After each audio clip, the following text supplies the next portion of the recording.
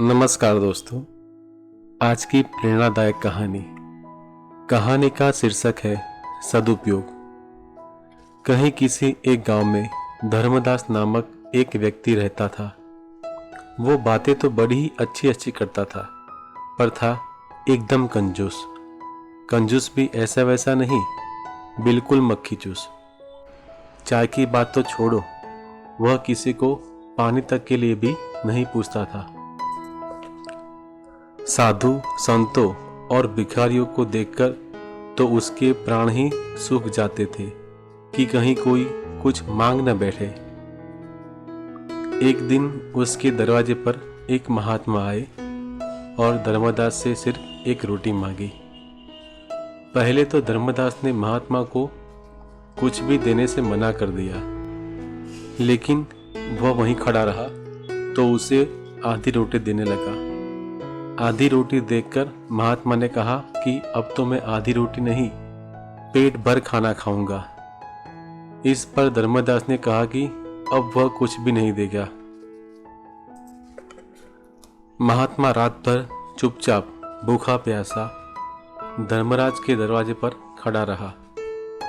सुबह जब धर्मदास ने महात्मा को अपने दरवाजे पर खड़ा देखा तो सोचा कि अगर मैंने इसे भरपेट खाना नहीं खिलाया और यह भूख प्यास से यहीं पर मर गया तो मेरी तो बदनामी ही होगी। बिना कारण साधु की हत्या का दोष लगेगा।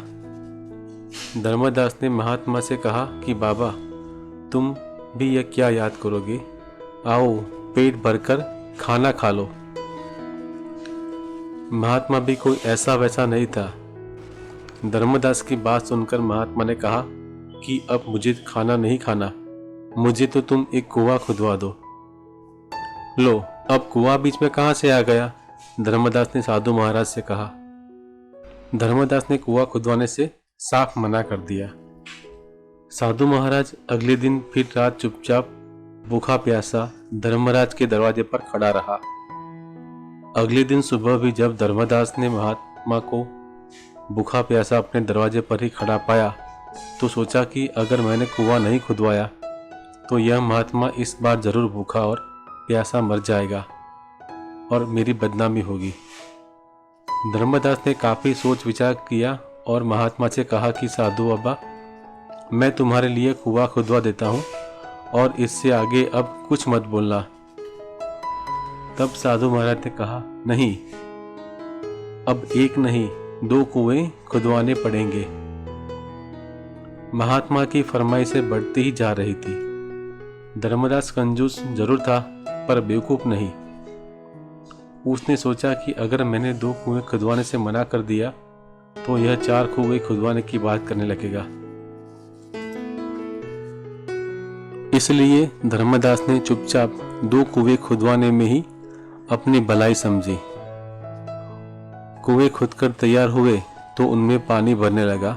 जब कुओं में पानी भर गया तो महात्मा ने धर्मदास से कहा, 2 कुएं में से एक कुआं मैं तुम्हें देता हूँ और एक अपने पास रख लेता हूँ। मैं कुछ दिनों के लिए कहीं जा रहा हूँ, लेकिन ध्यान रहे मेरे कुएं में से तुम्हें एक बूंद पानी भी नहीं निकालना है। साथ ही अपने कुएं में से सब गांव वालों को रोज पानी निकालने देना है। मैं वापस आकर अपने कुएं से पानी पीकर प्यास बुझाऊंगा।